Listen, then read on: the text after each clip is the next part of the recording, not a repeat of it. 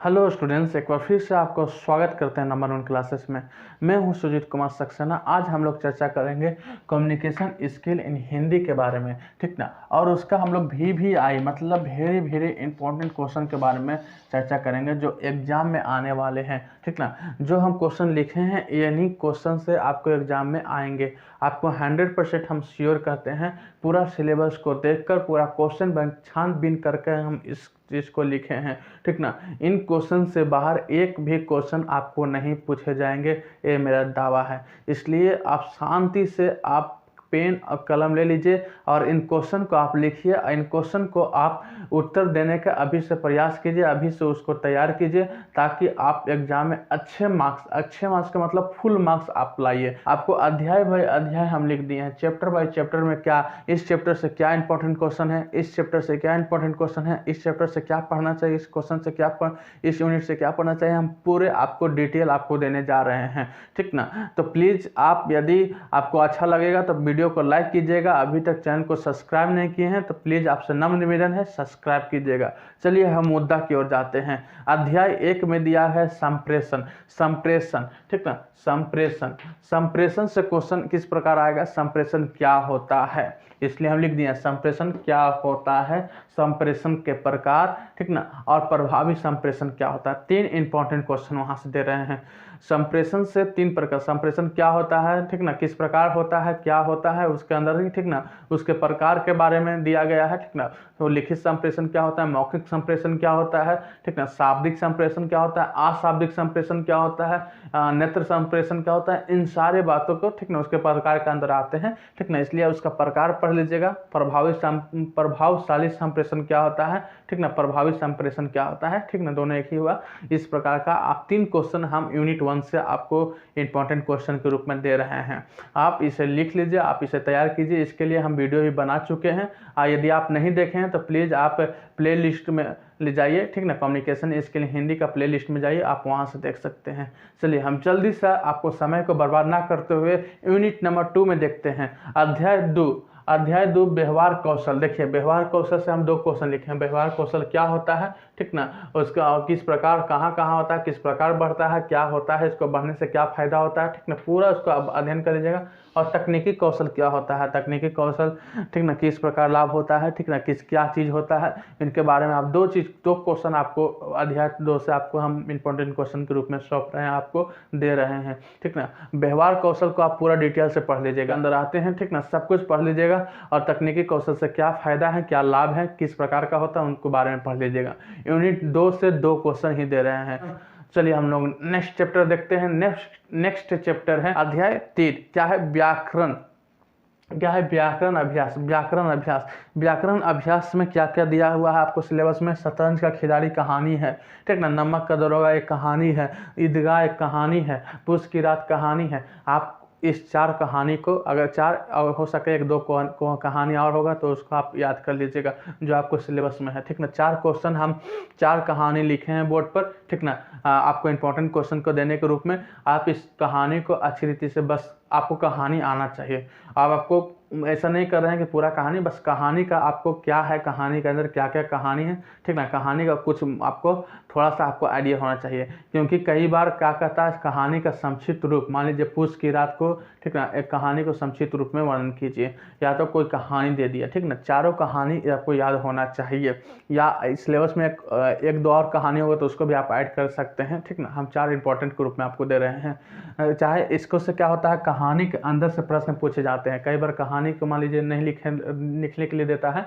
तो उसके अंदर प्रश्न देता है। मान लीजिए नमक का दरोगा है, तो नमक का दरोगा है तो नमक का व्यापार करते समय किस प्रकार उसको नुकसान पहुंचाया, ठीक ना। और उस दरोगा से संबंधित सारा क्वेश्चन उसमें आता है, ठीक ना। उसके लेखक के बारे में आता है, लेखक क्या बताना चाहता है, ठीक ना, इन सारे बातों से आता है। इसलिए उसके अंदर से कई बार क्वेश्चन पूछे जाते हैं। नेक्स्ट है कबीर के दोहे एवं पद, ठीक ना। दोहा और पद आपको कबीर का याद रखना चाहिए, कम से कम 2-4 दोहा आप याद रखिए। कौन सा, कबीर का, ठीक ना।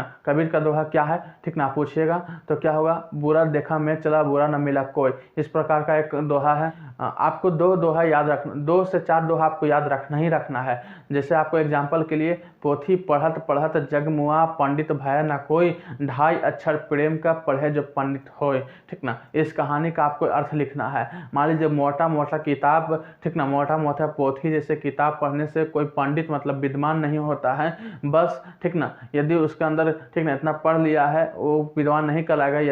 यदि आप जो 2.5 अक्षर प्रेम में 2.5 अक्षर होता है, यदि उसके बारे में सही रूप से समझो, वही पंडित होता है, वही विद्वान होता है, ठीक ना। तो इस प्रकार का उसको अर्थ लिखना पड़ेगा, ठीक ना। इस प्रकार का, ठीक ना, आपको कबीर का दोहा और पद आपको याद रखिएगा, ठीक ना। इस प्रकार से क्वेश्चन पूछे जाते हैं यूनिट नंबर 3 से, ठीक ना। इस प्रकार का क्वेश्चन आपको है। चलिए यूनिट नंबर 4, जो कि आज के लिए, ठीक ना, इस लेक्चर के लिए, ठीक ना, और रीढ़ की हड्डी है, ठीक ना, कम्युनिकेशन स्किल का, ठीक ना, आपके सिलेबस के अनुसार और रीढ़ का हड्डी है, ठीक ना। वो मतलब उसका लेखन कौशल के बारे में है।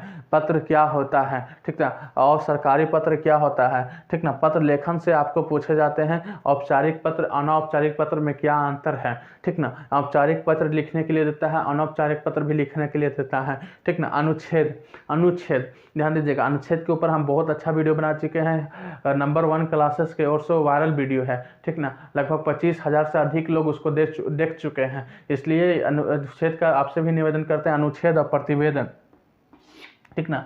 ये आपको 20,000 पार व्यूअर्स हैं, ठीक ना, 20,000 से अधिक लोग देख चुके हैं, ठीक ना। आप भी वहाँ देखिए, ठीक ना। अनुच्छेद और प्रतिवेदन, ठीक ना। पत्र क्या होता है, पत्र को भी देखिए। सरकारी पत्र, अर्ध सरकारी पत्र किस प्रकार लिखते हैं, ठीक ना। एक पत्र लिखने के लिए आ सकता है। चलिए, सूचना क्या होता है, सूचना लेखन किस प्रकार लिखते हैं उसके बारे में आपको पढ़ना है, ठीक ना। प्रेस सूचना क्या होता है, ठीक ना। प्रेस विज्ञप्ति क्या होता है, इनके बारे में आपको नॉलेज होना चाहिए, ठीक ना। ये इंपॉर्टेंट क्वेश्चन के अंदर आते हैं। चलिए, बायोडाटा किस प्रकार लिखते हैं, एक अपना बायोडाटा तैयार करें, ठीक ना। इस प्रकार के क्वेश्चन देता है तो आप बायोडाटा अपना तैयार कीजिएगा।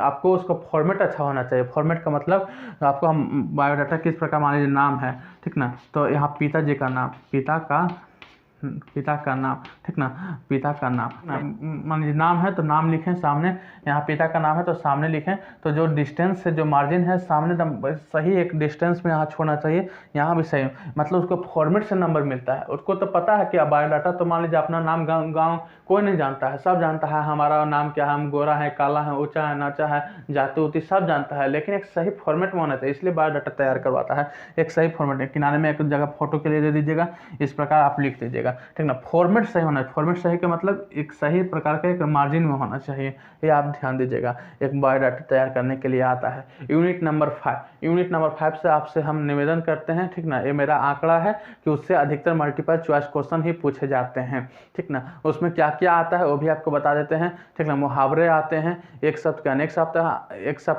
आते हैं, अनेक शब्द के एक शब्द आते हैं, विलोम शब्द आते हैं, पर्यायवाची शब्द आते हैं, ठीक ना। इस प्रकार का क्वेश्चन उसमें पूछे जाते हैं। मुहावरा आते हैं, कहावत आते हैं, ठीक ना। इस प्रकार शब्द क्या होता है, वाक्य क्या होता है, वाक्य के प्रकार से, ठीक ना। इस प्रकार से क्वेश्चन वहाँ पूछे जाते हैं। हो सके तो उसको भी आप अध्ययन कर लीजिएगा। कई बार अगर हो सके तो मान लीजिए 4 मार्क्स में पूछ भी सकता है, लेकिन हमारी जानकारी के अनुसार, ठीक ना, मेरी आइडिया के अनुसार इसको मल्टीपल चॉइस क्वेश्चन भी रखता है। मेन आपको रीढ़ की हड्डी आपको पढ़ना है, पत्र लेखन के बारे में पूरा आपको वहाँ पढ़ लेना है, ठीक ना।